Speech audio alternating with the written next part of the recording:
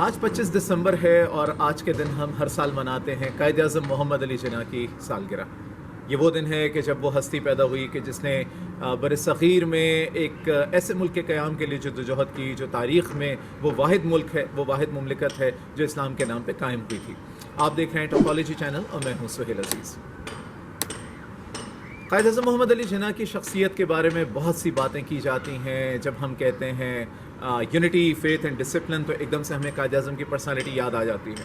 قائد اعظم کی اصول پسندی، قائد اعظم کی انتھک محنت اور ان کا خلوص ہم سب کو معلوم ہے، کس طرح سے انہوں نے قانونی جنگ پاکستان کے لیے جیتی۔ لیکن آج ایک اس پہلو پہ ہم بات کریں گے قائد اعظم کی زندگی کے، اس قربانی کی بات کریں گے کہ جس پہ شاید بہت زیادہ بات نہیں کی جاتی۔ جی ہاں، میں بات کر رہا ہوں قائد اعظم کے خاندان کی، ان کی ذاتی زندگی کی، ان کی فیملی لائف کی، کہ جسے انہوں نے سیکریفائز کر دیا پاکستان کے حصول کے لیے۔ آپ کو معلوم ہے کہ قائد اعظم کی جو پہلی شادی ہوئی تھی وہ بہت ارلی ایج میں ہوئی تھی، لیکن اس کے بعد ایک بہت ہی زبردست عشق کے بعد، ایک محبت کے بعد جب ان کی شادی ہوئی رتن بائی سے، رتی سے،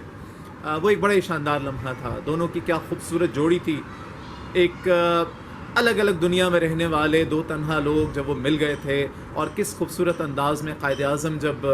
انگلش لٹریچر پڑھا کرتے تھے اور رتی بائی کس انداز میں ان کو داد دیا کرتی تھیں، اس محبت کی مثالیں دی جاتی ہیں۔ لیکن آگے آپ چل کے دیکھیے کہ جب ان کی شادی ہوئی، لائف ان کی آگے چلی اور قائد اعظم کی مصروفیات بڑھتی چلی گئیں۔ مسلم لیگ کے لیے انہیں بہت زیادہ کام کرنا پڑا، اس دور میں جد و جہد کرنی پڑی، اور رتی بائی کو اس طرح وقت نہیں دے پائے کہ جس طرح کی وہ خواہش کرتی تھیں، چھوڑ کے چلی گئیں۔ اس کے بعد ایک دفعہ پھر ان کے درمیان پیچ اپ ہوا اور وہ دوبارہ ملے، لیکن اس کے بعد پھر آپ دیکھیں کہ قائد اعظم محمد علی جناح نے اینڈ آف دا ڈے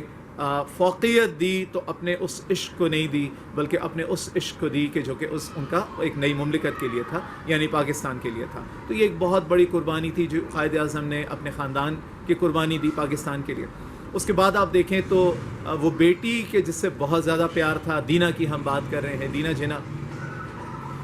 ایک وقت وہ آتا ہے کہ ایک وقت وہ تھا کہ جب انہوں نے شادی کی تھی اپنی رتی بائی کے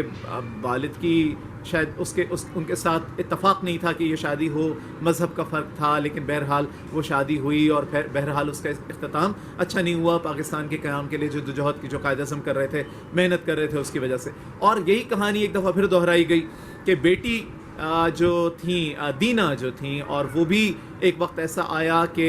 ان کے اختلافات ہوئے قائد کے ساتھ، اور شاید کہیں نہ کہیں اس کی وجہ بھی یہ تھی کہ قائد اعظم بالکل اپنے گھر کو، اپنی فیملی کو شاید اس طرح سے وقت نہیں دے پا رہے تھے کہ جیسے شاید فیملی کا حق ہوتا۔ اور اس کے پیچھے آپ دیکھیں کہ ایک بہت بڑا کاز تھا، اپنے خاندان کو قربان کر دینا ایک بہت بڑے کاز کے لیے، ان ہزاروں لاکھوں خاندانوں کے لیے،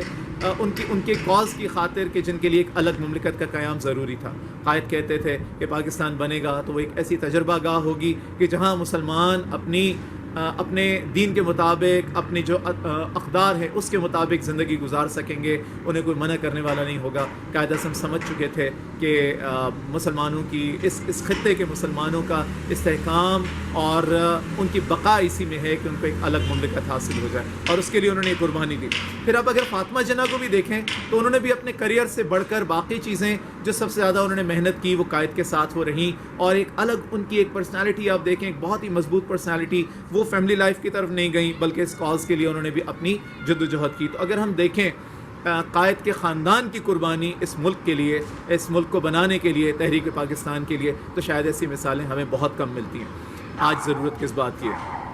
آج ہمیں یہ سوچنا ہے کہ ہمیں اپنی تمام چیزیں شاید اس مملکت کے لیے، اس قوم کے لیے، اپنا کریئر ہو